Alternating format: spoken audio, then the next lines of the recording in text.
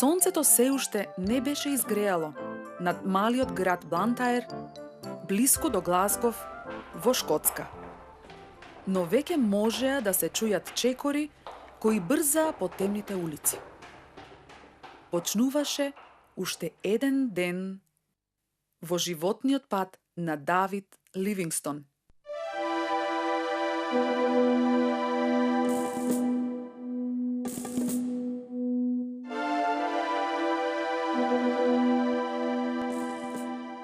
Малиот Давид Ливингстон не можеше да замисли дека неговиот животен пат ќе го води од сиромашните почетоци на животот, од малечката соба во која го почна животот и која беше 4,5 со 3 метри, до огромните, диви шуми во Африка, помеѓу домородечките племиња кои никогаш не виделе бел човек.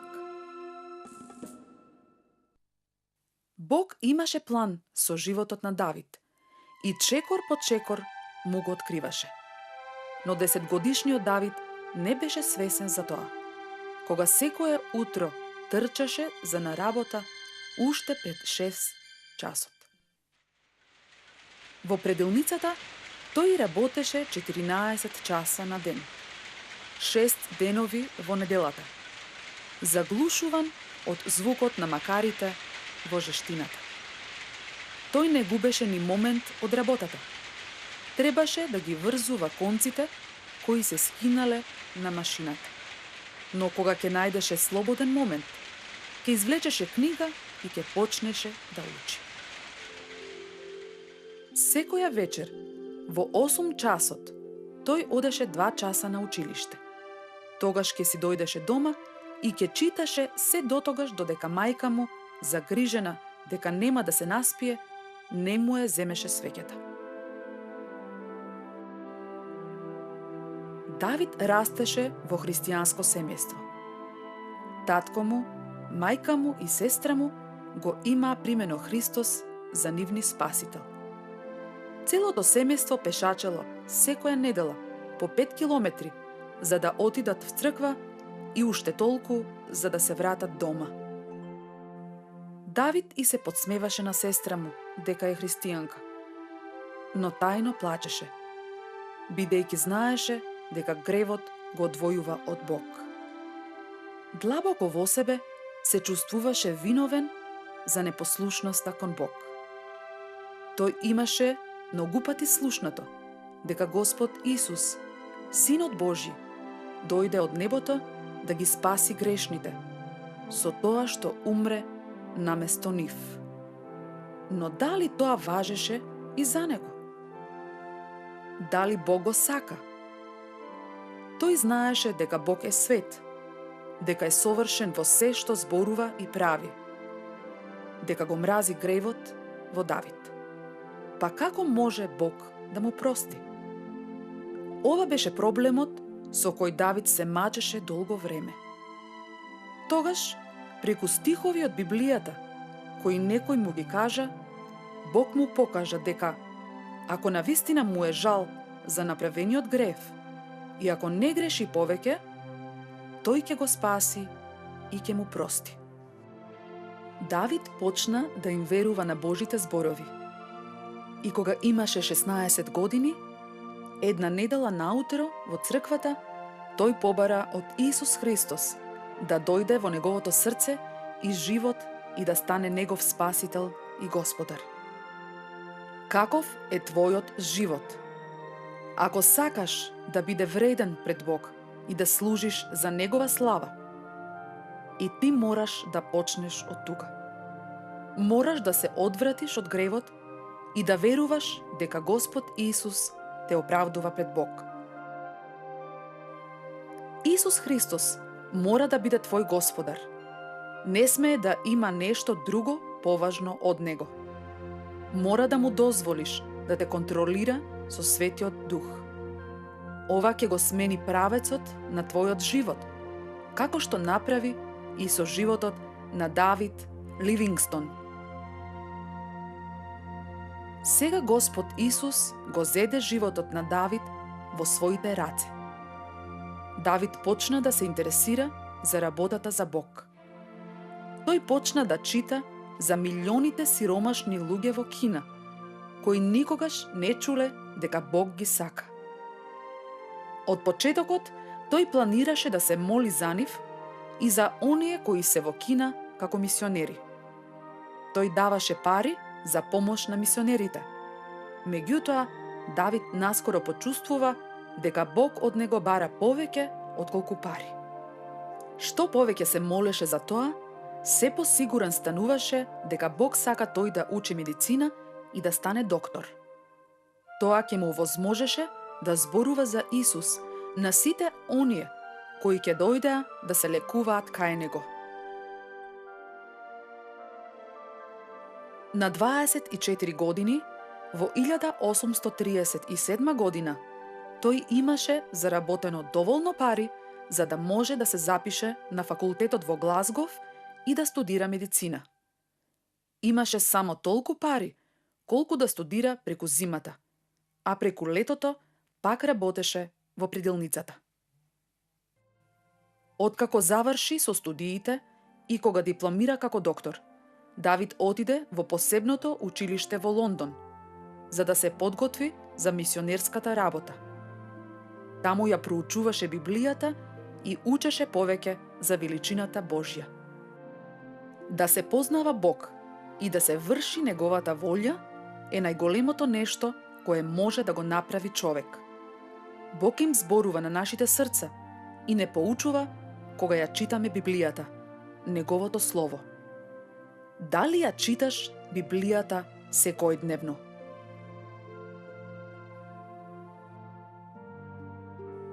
По завршувањето на школувањето, Давид очекуваше да оди во Кина.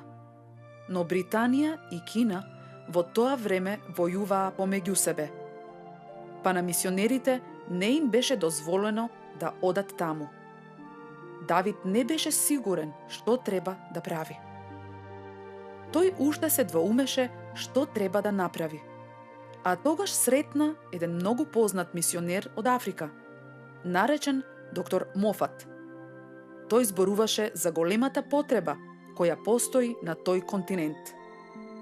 За чадот од 1000 села, каде што не бил ниту еден мисионер. На Давид му се чинеше дека Бог му вели: сакам да одиш таму.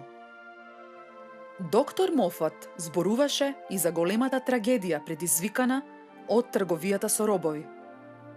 Давид се одлучи да стори се што може за да им помогне на тие луѓе. Во 5 часот наутро, на 17 ноември 1840 година, Давид и татко му го читаа 121 псалм, кој зборува за Божјата заштита и помош. Тогаш тие заедно отидоа пешки до Глазгов, каде Давид се качи на параброд за Ливерпул. И кога се поздравуваше со татко му, Давид не знаеше дека тие веќе нема никогаш да се сретнат во овој живот.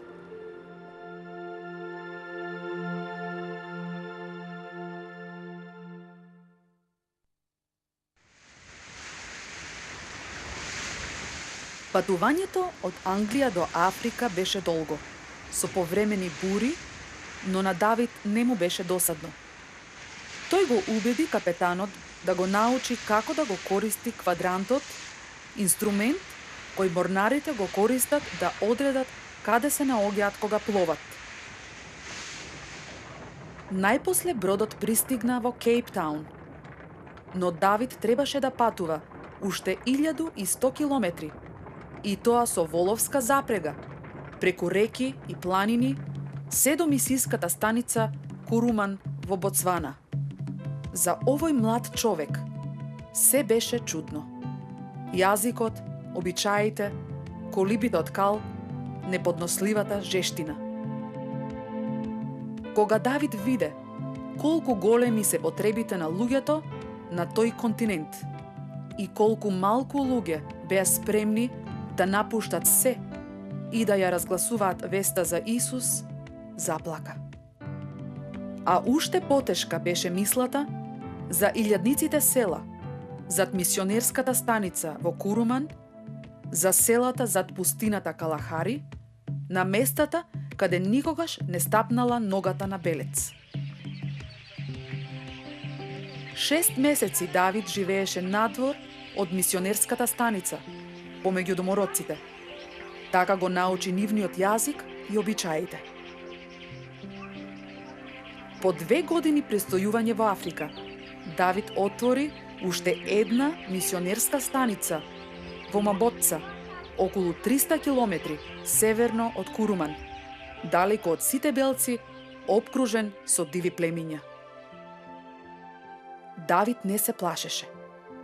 Бог го доведе во Африка, а тој вети: "Јас сум секогаш со тебе."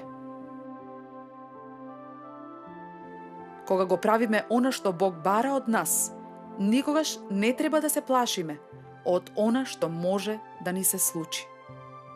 Сотоната ќе се обиде да те исплаши со зли мисли кои ќе ти доаѓаат на памет. Но сетете се на Божјото ветување: "Нема да те напуштам, ниту да те заборавам." Давид го искуси тоа. Еднаш кога се врати во мисионерската станица, забележа дека лавови ги нападнале кравите, убивајки неколку. Давид заедно со неколку домородци тргнаа во потрага по лавовите. Кога заобиколи еден рид, виде еден од зверовите како седи на една карпа, околу 30 метри од него. Внимателно нанишани и пукна 2 пати. Но лавот, наместо да падне мртов, разјарено рикна и го нападна. Тој се обидуваше да ја наполни пушката за повторно да пука. Но лавот скокна врз него. Едната шепа му ја стави врз главата, го загриза во рамото и го затресе како крпа. Тогаш еден од домородците, кои беа со него, пукна, но и тој промаши. Лавот го виде тоа, го остави Давид тешко ранет на земјата и го нападна домородецот. Уште еден од домородците се обиде да го прободе лавот со копје, но и тој настрада. Одеднаш лавот падна на земјата мртов, бидејќи куршумите го сторија своето. Иако Давид веќе никогаш не успеа да ја излечи докрај левата рака, Господ беше со него и му помогна низ оваа тешко искуство. Во друга прилика, носорог го нападна Давид и како за чудо застана на неколку чекори од него, кога беше речиси сигурно дека ќе биде убиен. Бог не вели дека на оние кои веруваат во него нема да имаат проблеми, но вети дека ќе ни помогне кога ќе имаме потреба. Ние знаеме дека тоа е со нас, дури ако треба и да умреме. Знаеме дека тогаш ќе не земе заедно со него на небото.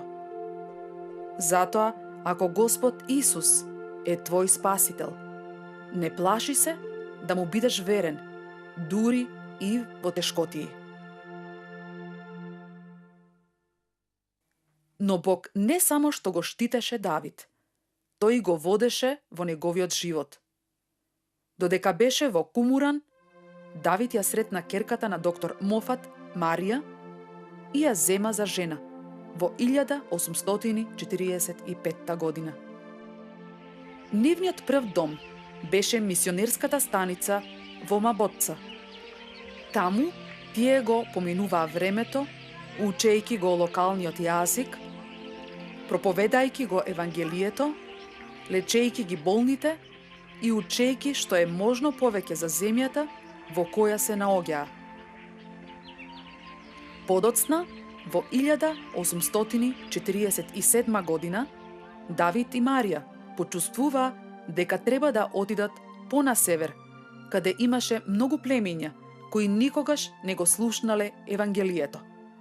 Заедно, тие изградија нова мисионерска станица 130 километри подалеку во Колобенг, токму на работ на пустината Калахари. Кога африканците слушнаа дека Давид може да лечи, тие доаѓаа дури од 320 километри подалеку за да се лекуваат. Но тој не заборави дека неговата главна цел е да им каже на луѓето за Господ Исус. Додека ги лекуваше, тие слушаа кога тој зборуваше за Господ Исус, како тој умре за нивните гревови и како воскресна по 3 дена. Но никој од домородците не се обрати и не поверува во Господ Исус како Спасител. Веројатно се плашеле дека ќе бидат малтретирани и убивани ако кажат дека се христијани. Еден ден Давид разбра дека Сехеле, водачот на племето Бехуана, има син кој е болен. Давид отиде да види дали може да му помогне. Бог ги искористи лековите и го оздрави синот на поглавицата, така што тој и Давид станаа пријатели. Додека Давид му кажуваше за Исус, Бог му проговори на срцето на Сехеле и му ја покажа потребата од Спасител. Иако за Сехеле беше тешко да биде поинаков од другите во племето, Бог му помогна да биде послушен на Словото и да се оттргне од гревот. Дали сте го послушале Словото Божјо? И дали сте се одвратиле од гревот за да поверувате во Господ Исус како Спасител? Има само еден Спасител, Господ Исус, кој умре за вашиот грев и кој воскресна за да ве оправда пред Бог. Никој друг не може да го направи тоа. Не можете да го задоволите Бог со сопствените напори да бидете добри. Бог вели дека нашата праведност е како валкана облека во неговите очи.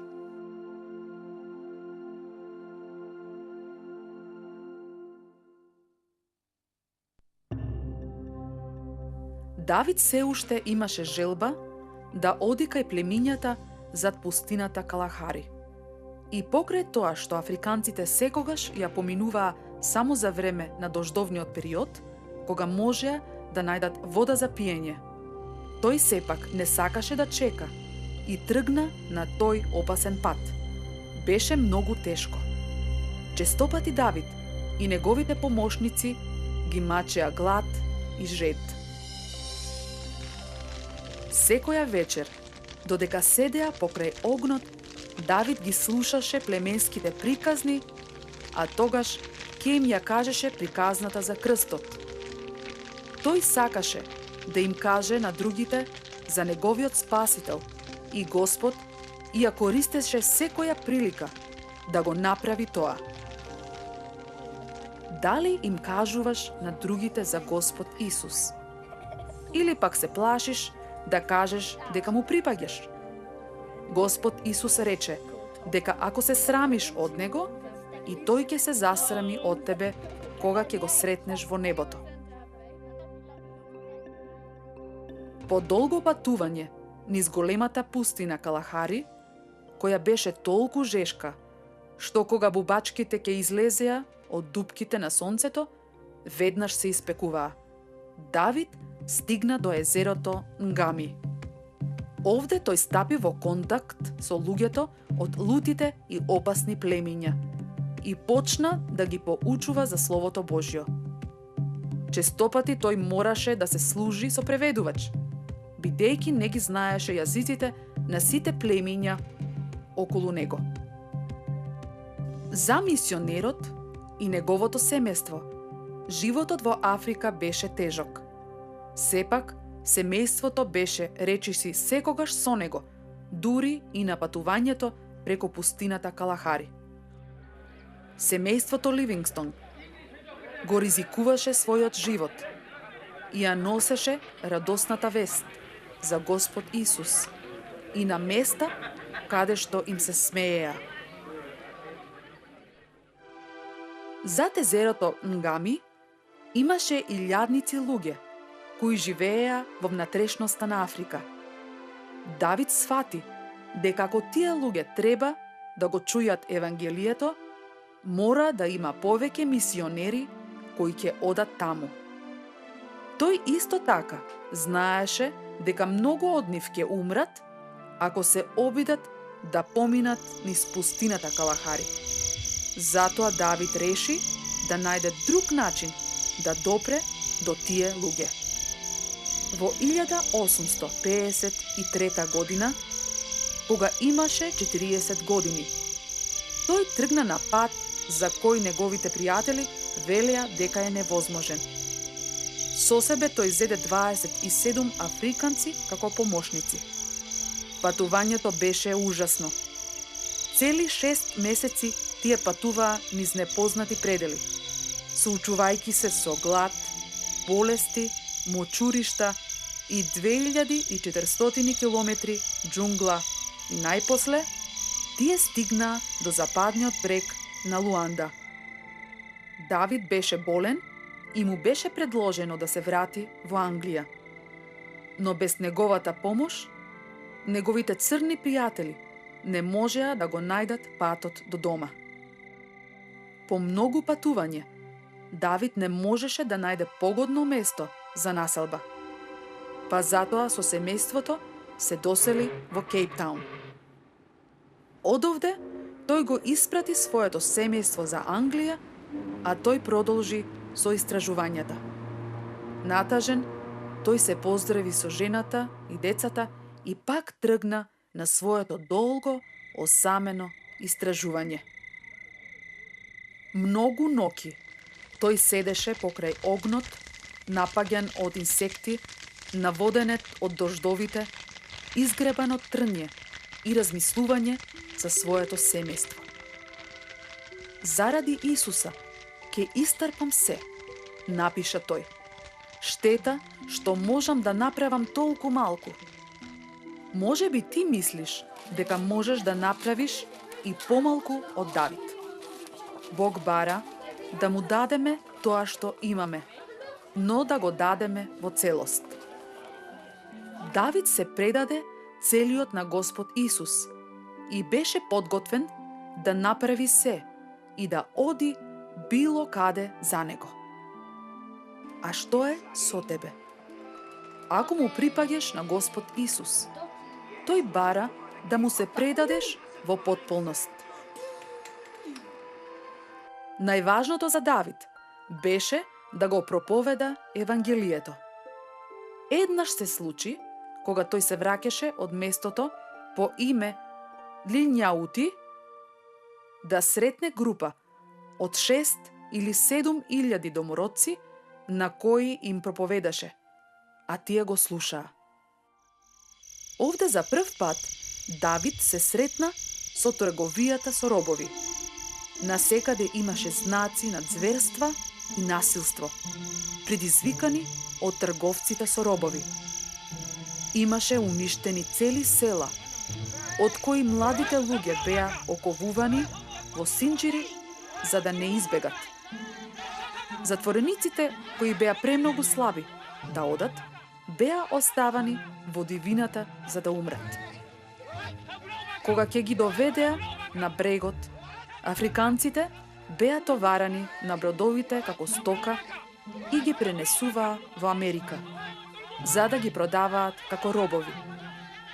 Многу од нив не го преживуваа патувањето со брод и умираа во пренатрупаните складишта под палубата. Давид, од дното на душата, се обидуваше да стори нешто за да го запре робството.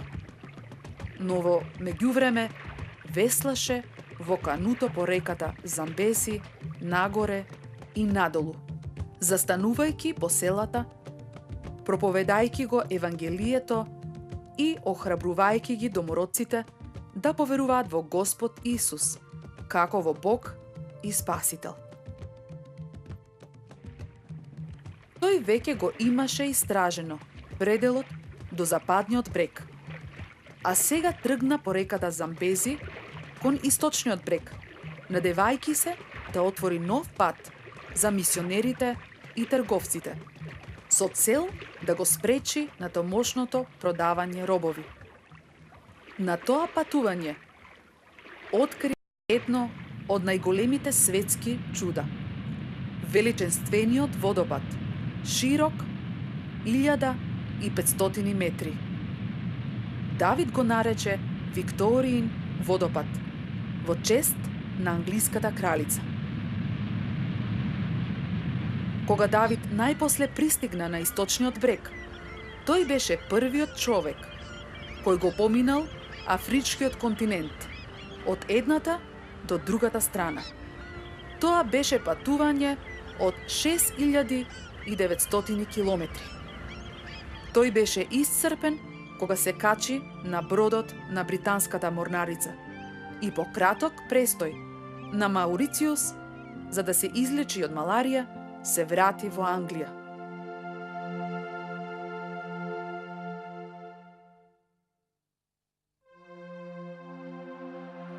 Давид Ливингстон беше надвор од Британија, речиси 16 години, и за негово чудење беше пречекан како херој. Луѓето од целата земја беа чуле за него и му се восхитуваа на храброста. Тие сакаа да слушаат за новите племиња со кои се сретнал, за мапите кои ги направил, ги интересираа растенијата, инсектите и карпите од чудната, непозната Африка. Каде и да одеше, го следеа толпи луѓе. Дури и кралицата Викторија го покани да се сретнат. Таа се смееше кога Давид и кажа дека еден поглавица, сакајќи да знае колку е богата кралицата, прашал колку кози има.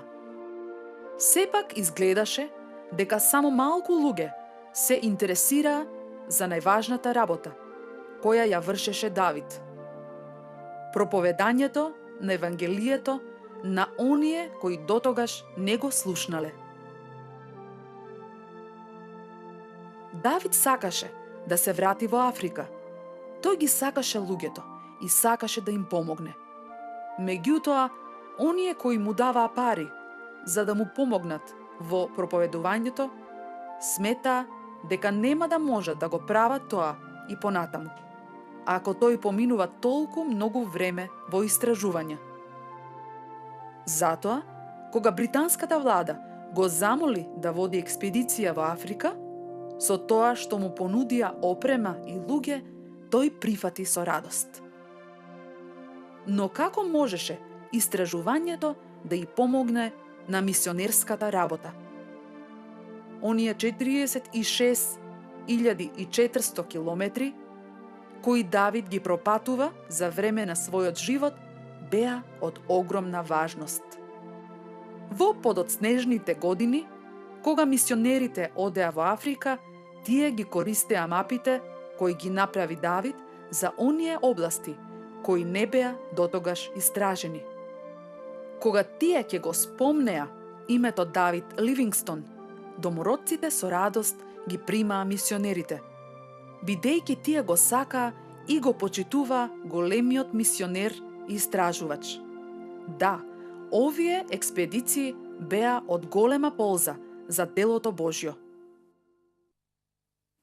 Кога Давид се врати во Африка, со него беше и жена му.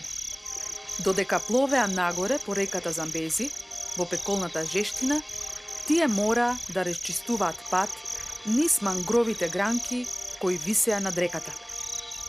Патот стануваше се понапорен. Некои од експедицијата се разболеа од треска, а и стануваше тешко да се управува со бродот, бидејќи реката стануваше се поплитка. Најпосле, кога дојдоа до брзаците, мора да се симнат од бродот и да продолжат пешки.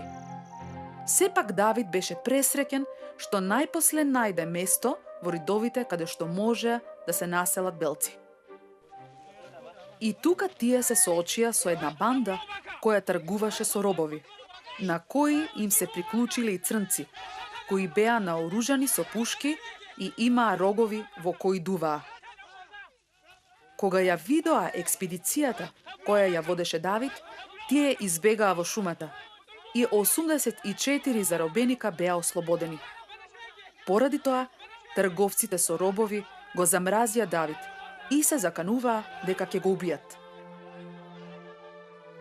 За време на неговите патувања, Бог го штитеше Давид и му ја даваше потребната сила. Сега тој мораше да бара сила од Бог, бидејќи овде умре неговата жена Марија, болна од треска. Таа беше закопана во необележан гроб во шумата. Давид беше очаен. Во својот дневник запиша: Несреќата ми ја однесе сета сила. Се чувствувам дека веќе немам храброст, но сепак ќе си ја исполнам должноста. На почетокот на 1866 година Давид се впушти во уште една авантура. Овој пат тргна на север да го истражи езерото Њаса и да ги открие изворите на реките Замбези, Конго и Нил. Ако успееше да го направи тоа, на мисионерите ќе им дадеше уште еден пат за навлегување во Африка. Тој поминуваше низ села, каде што луѓето се однесуваа сурово еден кон друг. Во едно село видел врата покриена со 60 човечки черепи, каде што луѓето беа казнувани со сечење раци или уши. Патот стана толку тежок и опасен, што некој од носачите побегнаа, однесувајќи ги со себе драгоцените залихи, вклучувајќи ги и лековите. Но Давид не се откажа. Тој знаеше дека Бог е со него. Без разлика со какви тешкотии се сретнуваше, постоеа две работи кои никогаш не заборави да ги направи. Секој ден тој разговараше со својот небесен татко во молитва и читаше од Словото Божјо. Неговиот омилен стих беше во Евангелието по Матеј, 28 глава, 20 стих. Јас сум со вас во сите дни до крајот на светот. За овие 4 години тој ја прочита целата Библија 4 пати. Давид сакаше подобро да го запознае Бог, за подобро да му служи. Тој го изгуби драгоцениот кинин, кој беше лек за смртоносната маларија и стана сериозно болен. Со чиреви на нозете, со месеци се пробиваше низ тропските шуми и реки.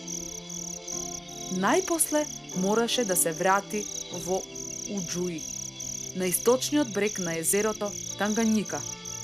За чудо, со помошта на еден љубезен араб по име Суси, тој почна да закрепнува.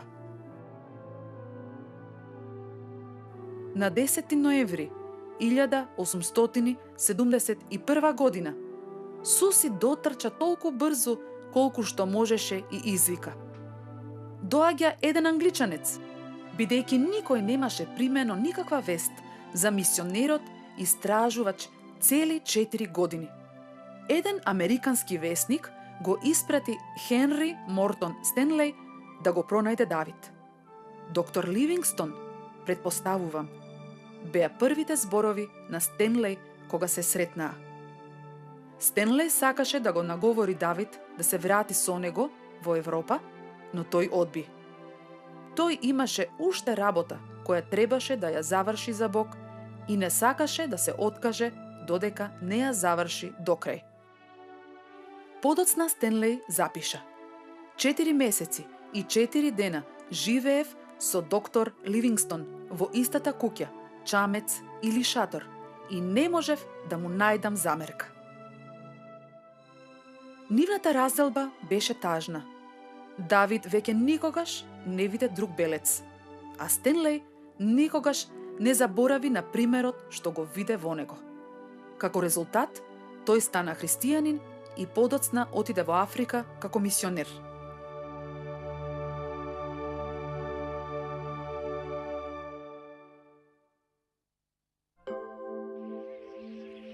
На својот 59-ти роден ден, 5 дена откако си одиде Стенлеј, Давид Ливингстон напиша: Мој Исус, мој цар, мој живот, моје се, пак се предавам целосно на тебе. Прифати ме, татко, и вети ми дека пред да умрам ќе ја завршам задачата која си ми ја доверил.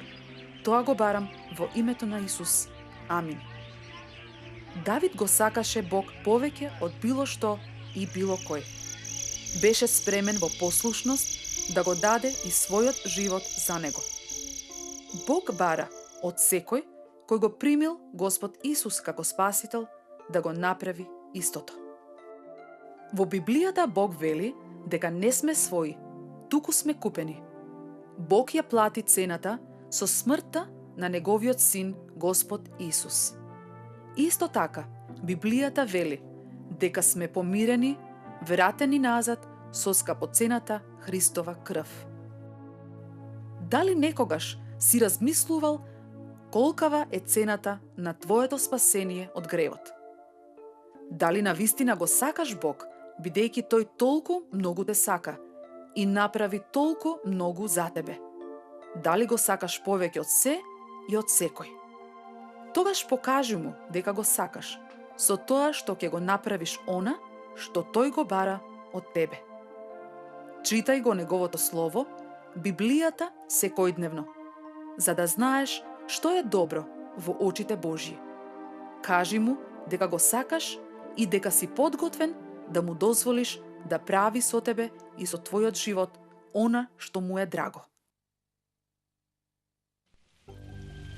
Неколку недели подоцна, на она што беше негово последно патување, неговата експедиција се влечкаше во постојан дожд, покалливи патеки и извори полни пијавици.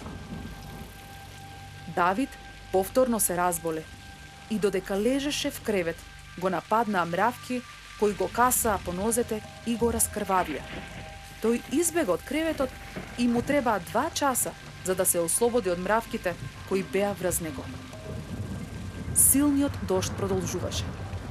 Преладен и мокар, тој запиша: Ништо на оваа земја нема да ме натера да се откажам од она што го правам или да се разочарам. Се храбрам со Бога и одам напред. Меѓутоа, на крајот на април 1873 година, Давид беше толку слаб, што мораа да го носат преку реката Лули Мала на носила направени од гранки и мов. Еден час пред зората на 1 мај, едно момче ги повика Суси и Чума да дојдат во шаторот на Давид. Неговите африкански пријатели го најдоа како клечи покрај креветот со сивата глава закопана во рацете. Тој се молеше. Но Давид не се помрднуваше. Големиот мисионер и истражувач беше мртов. Отиде да биде со својот Господ и Спасител. Веста се прошири многу брзо и африканците во областа која беше голема колку цела Европа тажеа. Тогаш неговите блиски пријатели и помошници направија нешто чудно за нас. Тие го извадија срцето од телото на Давид и со почит го закопаа во коренот на едно големо дрво, блиску до местото каде што умре. Ова беше нивни начин за да оддадат почит кон Давид и да покажат дека неговото срце беше во Африка. Тие знаеа дека тој ја сака Африка со целото срце. Африканците знаеа дека Давид има многу пријатели во Англија и тие сакаа да им го вратат телото. Затоа тие го балсамираа, го ставија во издлабено стебло, зашија цврсто платно над отворот и го закачија на долг стап, со кој 2 луѓе го носеа. Тогаш тргна најдолгата погребна поворка повеќе од 1600 километри до Занзибар, пат за кој им беа потребни 9 месеци. Оттаму телото беше пренесено со брод во Англија. Во Лондон беше организиран погреб од страна на државата. целиот град со стоење му оддаде почит на телото на Давид Ливингстон, кое е погребано во Весминстерската опатија во Лондон. На неговиот гроб во Вестминстерската опатија запишани се некои податоци за неговиот живот, а на работ околу плочата се запишани 2 стиха од Библијата. Матеј 28:20. Јас сум со вас во сите дни до крајот на светот. И Јован 10:16. И други овци имам, што не се од ова трло, и нив треба да ги приберам. И ќе го чујат гласот мој, и ќе бидат едно стадо и еден пастир. Давид Ливингстон отиде многу подалеку од темните улички на Шатл Роуд во Блантајр. Сиромашното малечко момче од Шкотска, кое беше спасено преку Господ Исус, стана еден од најголемите светски мисионери. А во Африка, многу од луѓето му благодареа на Бог што им го испрати Давид. Тој им кажа за Спасителот Господ Исус Христос. Многумина го ставија гревот и поверуваа во Бог. Многумина во Британија, поттикнати од животот на Давид, отидоа во Африка, за да ја продолжат мисионерската работа, која ја започна тој. Неколку години подоцна, продавањето робови беше запрено. Животот на Давид Ливингстон зборува и денес. Неговиот пример е предизвик за нас. Во кој правец оди твојот живот? Дали си се оттргнал од гревот? Дали си поверувал во Господ Исус како во твој спасител? Тоа е првиот чекор во вршењето на волјата Божја. Така се станува христијанин. Кога ќе го направиш тој чекор, Бог ќе ти го покаже неговиот план за твојот живот. Бог, преку твојот живот, може да се прослави себе си, само ако Господ Исус е твој спасител и ако си подготвен да го слушаш. Може би Бог ќе бара од тебе да отидеш во друга земја и да бидеш мисионер во неа. Или ќе сака да останеш дома и таму да сведочиш за Него, да им кажуваш на другите за Спасителот. Кога ќе заврши твојот живот, нема да биде важно што велат луѓето за тебе, туку што вели Бог. Патувај по твојот животен пат во послушност кон Бог. Така ќе го прославиш и ќе ги слушнеш неговите зборови. Добро е, добар и праведен слуго, влези во радоста Господова.